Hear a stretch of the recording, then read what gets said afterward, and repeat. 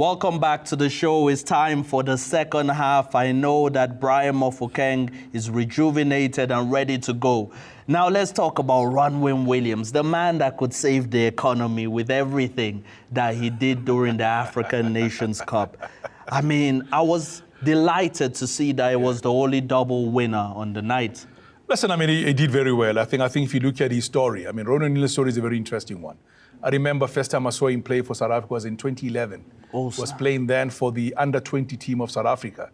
That year, Nigeria had a young man called Ahmed Musa, who was traveling between national team and going to play also for his team in between that. You know, so fast forward, his first debut, when he made his debut, he played for Bafana Bafana. South Africa lost by 5-0. But look at him now, how much he has grown as a player to the leader he has become, because when Coach Hugo Bruce arrived, he made him the captain of the side. He's captain of Mamelodi Sundowns, captain of Bafana Bafana. Everything starts and ends with him. You know, you talk about his performance already. That is why deservedly so was part of the Ballon d'Or. You know, PT the Ballon d'Or. Ballon d'Or also was one of those where fans vote, but 70% of the vote was sitting with the journalists, not with the fans. So eventually it became one of the stories. But he had a stunner. He had a brilliant season overall. I mean, if you look at how Sundowns have gone with him in goals, how Bafana has been exceptionally with him in goals. You look at the first two matches Bafana played when he was not playing.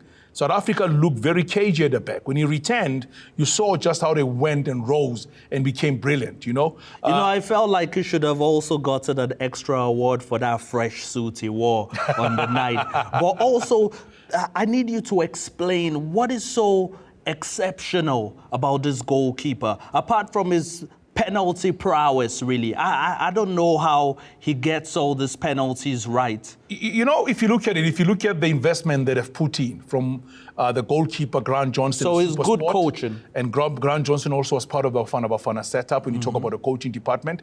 And also, you also had, when the Robinson, I beg your pardon, was part of the team of Mamelodi Sundowns, one of those they let go recently. So he's worked on his craft continuously. That's the goalkeeping coach at Mamelodi? Somebody's left now. They've got Kenny Mwene now as the new one sitting there. Mwene, another hero in African football. Remember, part of the 2012 Zambian national team that won the Afcon tournament. So he's been working in structures that are very good. He has a Dennis Onyango as a senior goalkeeper, Kenny Mwene, senior goalkeeper. I'm sorry to cut you short there, but let me blow your mind. Do you know, in the Afcon best 11 at the ceremony, Ronwen Williams was not the goalkeeper there. And even they had Koulibaly instead of Trust Ekong of Nigeria, who was the best player at the Afcon that is what I'm saying tournament, by the way. Every time at the end of any award, you're going to find people asking what happened. Because Trust Ekong was the best player at the Afcon. He's not part of that. You talk about Ronwen Williams, who has won both the Interclub and also the overall goalkeeper of the season, of the year, I beg your pardon. Onana is the man sitting there.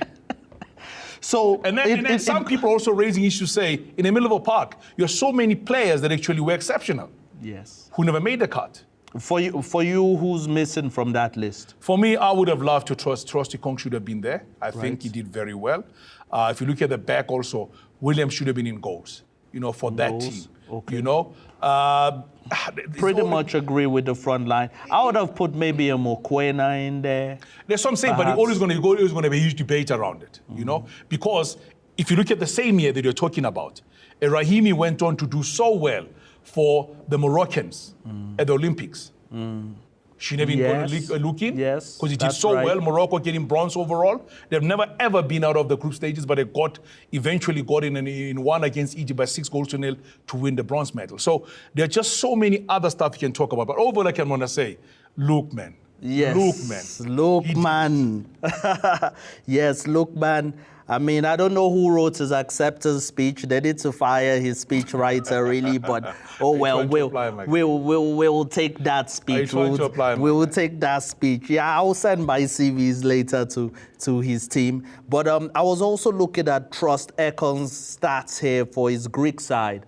14 clean sheets in 28 matches. I know people will say, oh, the Greek league is a farmers' league, really. But I mean, You know, he's a commanding defender that I felt like should have been in that team. And Ronwen Williams in goal. Let's talk about the CAF Champions League and just the influence they had on Mamelodi Sundowns, them winning their first game under the new coach. When you talk about him, I mean, before he jetted off to go to the awards, he was in goals, played second assist to the goal that was scored by Sundowns. They won by 1-0.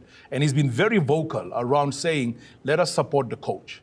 He's a new coach. Yes, we know people are not going to be happy with everything else, but it's very important. I think it's unfair to judge Cardoso based on his first game. You can't do that with listen, a new coach. if you want to talk about passion, he's got massive. He's got a plenty of that. And also the way he went around managing the team also was very, very applaudable. You got to actually applaud how he actually went about his business on a day. You know, Sundowns doing well. Pirates went away to play against Stade d'Abidjan. You know, they get through the game there. They're playing for 1-0 goal, 1-0 scoreline. People are asking questions, should have been 2-1. Mahopa on the goalkeeper, how he never scored the goal. It baffles me. I'm still sitting and thinking to myself, how did he not score the goal? But for me, the biggest talking point has to be the fact that you have Sundowns having won their first game. It reminded me of Yakubu in the 2010 World Cup. You know, some strange things happen in African football. Football happen now and then, you know. Oh, man. So that for me were the biggest talking points. But you got to also, you know, give credit.